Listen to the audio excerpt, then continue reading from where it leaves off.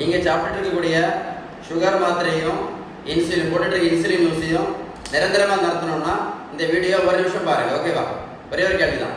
Sugar ஒரு ஆளுக்கு எதனால வருது? ஆபத்தான இன்சுலின் ரெசிஸ்டன்ஸ்னால வருது. இன்சுலின் ரெசிஸ்டன்ஸ்னால வருது, அப்படி தானே? ஸோ இந்த இன்சுலின் ரெசிஸ்டன்ஸ் சரி பண்ணணும்னா என்ன பண்ணணும்? ஒரு வழி தான் இருக்குது, ஒரே ஒரு வழி தான் இருக்குது. என்ன பண்ணணும்? நம்ம வீட்டில் சாப்பிட்ற உணவுல விகிதம், நல்ல கொழுப்பு சத்து, விட்டமின் சத்து, இனிப்பு சத்து, தாது பொருட்கள் சத்து, புரதம் சத்து, பேலன்ஸ்டு டயட், உணவு முறையை நம்ம மாற்றணும். சரி தானே?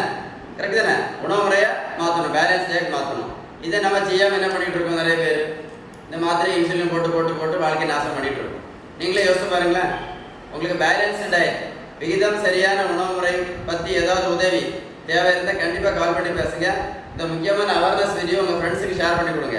மறக்காமல் ஷேர் பண்ணி கொடுங்க. ஏன்னா அப்போ தான் அவங்களுக்கு இந்த இன்சுலின் ரெசிஸ்டன்ஸ் பற்றி தெரிய வரும். இந்த இன்சுலின் ரெசிஸ்டன்ஸ் சரி பண்ணுறதுக்கு ஒரு வழி தான் இருக்குன்னு கண்டுபிடிச்சிடுவாங்க. அதுதான் விகிதம் சரியான வீட்டு உணவு முறை. அதுக்கு பேர் தான் என்னது இங்கிலீஷில்? Balanced diet. இன்ஃபர்மேஷன் யூஸ்ஃபுல்லாக இருக்கா?